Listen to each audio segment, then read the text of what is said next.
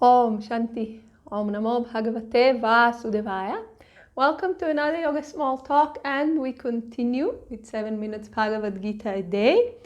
We are in the concluding verses of chapter 5, the verses that talk about the yoga of meditation, how to meditate for the purpose of transcending the action that is thought. And we read verses 27 and 28, which are describing the process, and we started discussing verse 27. So we will read it again, and we will continue the discussion. 27. Shutting out all external contacts and fixing the gaze between the eyebrows, equalizing the outgoing and incoming breaths, moving within the nostrils. So, first, how we walk with the body. And we said shutting out all external contacts, meaning withdrawal of the senses. Swami Shivananda explains to us, external objects or contacts are the sound and the other sense objects. So what we see, what we smell, what we hear, what we touch, what we taste.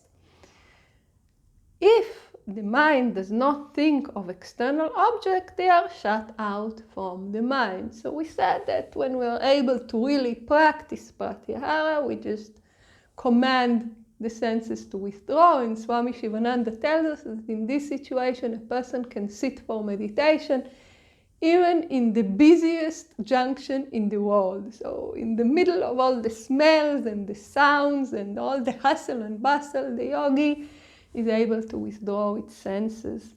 But until then, we said we help ourselves. We arrange for a place that is quiet, we close our eyes, neutralize the sense of smell in a room that has no smells or some incense. Of course, we don't eat, and we neutralize the sense of touch by either keeping our palms free from anything to play with, or by rolling the beads of the japa mala. So we help ourselves. And the senses are the doors or avenues through which sound and the other sense objects enter the mind. So basically, we shut the senses, either, as we say, the forced or assisted, it's better, assisted way, or if we already are established by practicing pratyahara, the withdrawal of the senses, so that the mind will be kept free from distraction. And then as it's free from distraction, it needs a place to sit. And sometimes we give this allegory of a bird that has come from a very, very long journey and need to sit and rest somewhere. So our mind goes in so many directions. And when we sit for meditation, what we are telling the mind, now you can rest. Now you can sit quietly. You don't need to fly here, fly there, get this, get that. No more. Just sit and rest. So when we are able to do that, then we can start the meditation practice. So we need to find a place for the mind to sit and rest. And here we are instructed that this place will be the point between the eyebrows. Swami Shivananda tells us if you fix the gaze between the eyebrows remain fixed and steady. So the mind is not distracted. And then we get to the next stage, equalizing the outgoing and incoming breath, moving within the nostrils. So this touches upon a point which is very, very nicely explained in the science of Hatha Yoga, which is a part of the science of Raja Yoga, the yoga of meditation. But the Hatha Yoga deals with how to get to the practice of meditation through controlling the energetics of the body. And there we get a very elaborate and beautiful, beautiful explanation of the pranic currents and all the subtle energetics of the body. So highly recommended. There is a lot of literature on that, and of course through the practice of Hatha Yoga.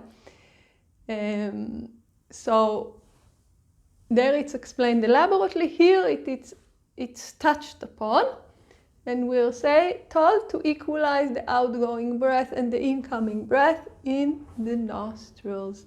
So the idea is that the thoughts are prana moving in the mind. It's basically subtle energy that is animating the mind. And one way to control it is to control it from the direction of the mind, meaning to stop the thoughts. But this is very, very, very difficult. So the yogis tell us, help it a little bit. Calm the energy down, help it be more settled, more balanced, and then the mind will come down on its own. So this is the principle of pranayama. We are controlling the mind, we are restraining the thoughts currents in the mind through the restraint of the breath. The breath and the thoughts are very, very intimately connected. And again, we cannot go into the whole explanation that comes from the Hatha Yoga practices, but you're most welcome to read the Hatha Yoga Pradipika with commentary. There is a very beautiful one of Swami Vishnu Devananda, for instance. There are some others, and or to take an in-depth course on pranayama. This will also help you understand more why we're doing these practices beyond improving our capacity of breath and our quality of breath. We are doing it to control the energetics of the mind. So basically, balancing the incoming and outgoing breath is the balancing of the prana and the apana, the energy that goes up and the energy that goes down, bringing them to an equilibrium in which the mind is calm. So this is what we are advised to do here. And next comes the practices that relate to the mind, and we will see them in the next video. So please join us. Om Shanti.